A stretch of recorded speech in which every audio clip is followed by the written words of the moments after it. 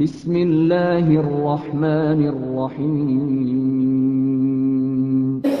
تیسری دلیل وہ اکثر آپ نے سنا ہوگا ان سے، وہ پیش کرتے ہیں ابو داؤد شریف سے اور سنن نسائی سے حضرت عبادہ بن صامت رضی اللہ عنہ کی حدیث۔ یہ آپ ذرا دیکھ لیں، نسائی کے حوالے سے میں آپ کے سامنے حدیث پڑھتا ہوں، اس کا ترجمہ بھی سن لیں، حدیث بھی سن لیں، پھر انشاءاللہ اس کے جوابات آپ کے سامنے رکھوں گا۔ یہ حدیث ہے، حضرت عبادہ بن صامت فرماتے ہیں نبی علیہ الصلوۃ والسلام کا ارشاد نقل کرتے ہیں، قال صلی اللہ بنا رسول اللہ صلی اللہ علیہ وآلہ وسلم بعض الصلوات التي يجهر فيها بالقراءة فقال لا يقرأن أحد منكم إذا جهرت بالقراءة إلا بأم القرآن، کہ حضرت عبادہ بن صامت رضی اللہ عنہ فرماتے ہیں کہ ہمیں نبی علیہ الصلوۃ والسلام نے وہ نماز پڑھائی جس میں قراءت بالجہر کی جاتی تھی۔ آپ نے فرمایا کہ جب میں جہر کے ساتھ قراءت کر رہا ہوتا ہوں تو تم میں سے کوئی شخص بھی سورۃ فاتحہ کے علاوہ اور کچھ نہ پڑھے۔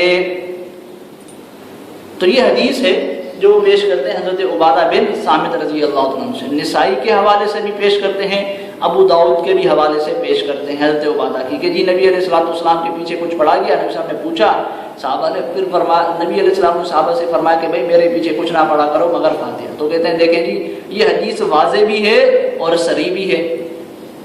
تو اس کے متعلق آپ پہلی بات یہ نوٹ کر لیں، ذہن میں رکھیں کہ یہ جو نسائی کی حدیث ہے حضرت عبادہ سے اور جو ابو داؤد کی حدیث ہے حضرت عبادہ سے، یہ دونوں حدیثیں انہی کے اپنے ایک بہت بڑے عالم علامہ ناصر الدین البانی صاحب کے نزدیک ضعیف ہیں۔ علامہ ناصر الدین البانی صاحب کے نزدیک کیا ہیں بھائی؟ ضعیف ہیں۔ آپ یہ دیکھ سکتے ہیں ضعیف سنن نسائی کے اندر بھی اور ضعیف سنن ابو داؤد کے اندر، ان کے اپنے اکابر کے نزدیک یہ حدیثیں کیا ہیں؟ ضعیف ہیں۔ اور ضعیف کیوں ہیں؟ اب ان کی وجوہات کی طرف آتے ہیں۔ جہاں تک بات ہے نسائی والی حدیث کی، تو نسائی والی حدیث میں ایک راوی ہے نافع بن محمود، نافع بن محمود وہ راوی ہے، اس کے متعلق کیا آتا ہے کہ اس کی حدیثیں معلل ہوتی ہیں، اس کی حدیثیں کیا ہوتی ہیں بھائی؟ معلل۔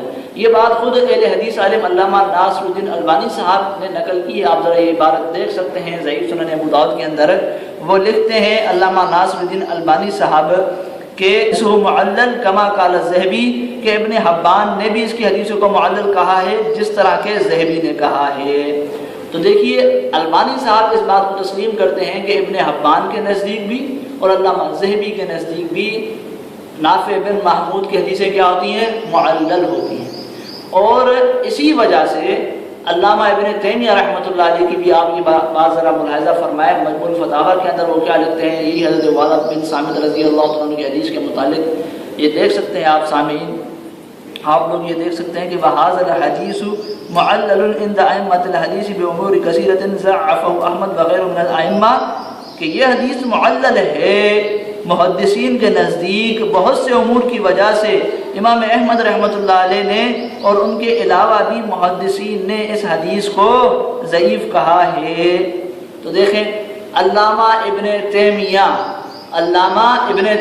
اس حدیث کو کیا کہہ رہے ہیں بھائی؟ معلل کہہ رہے ہیں۔ اور نہ صرف وہ بلکہ کہتے ہیں کہ بہت سے محدثین نے اس حدیث کو ضعیف کہا ہے، امام احمد نے بھی ضعیف کہا ہے۔ اب ان باتوں کے ساتھ آپ ذرا یہ اہل حدیث عالم حافظ زبیر علی زئی صاحب کی عبارت کو بھی ملاحظہ فرما لیں تاکہ آپ کو بات پوری سمجھ میں آ جائے۔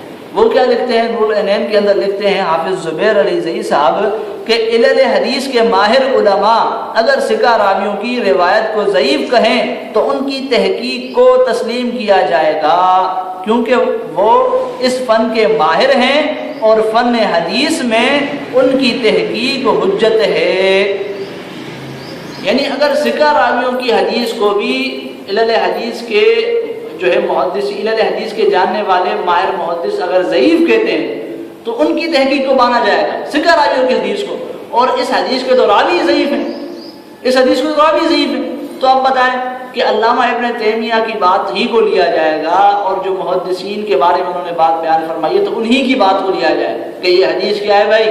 ضعیف ہے۔ ایک وجہ میں نے آپ کے سامنے رکھی نافع بن محمود کی علامہ ابن تیمیہ کی عبارات کے ساتھ۔ دوسری بات اس حدیث کے متعلق کہ یہ حدیث جو ابو داؤد کے اندر ہے اس کے اندر مقبول راوی ہے۔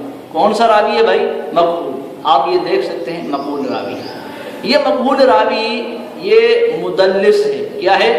مدلس، یعنی تدلیس کرتا ہے اور ان سے روایت کر رہا ہے اس حدیث کے اندر. تیسرے درجے کا راوی ہے یہ تدلیس کرنے والا اور ان سے روایت کر رہا ہے. اور مدلس راوی تیسرے درجے کا جب ان سے روایت کرے تو وہ روایت کیا ہوتی ہے بھائی؟ ضعیف. وہ روایت کیا ہوگی؟ ضعیف ہوگی. اب رہ گئی بات یہ کہ اس کو مدلس کن محدثین کرام نے کہا ہے، تو وہ آپ ذرا حوالے سن لیں. ہمارے پاس یہ کتابیں موجود ہیں کہ ان کو کن کن محدثین نے جو ہے وہ مدلس کہا ہے. یہ پہلا حوالہ ہے، امام حاکم نے ان کو مدلس لکھا ہے معرفت فی علوم الحدیث کے اندر.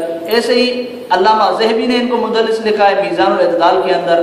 ایسے ہی علامہ ابن سعد کے حوالے سے نقل کیا علامہ ذہبی نے ان کو مدلس ہونا میزان میں.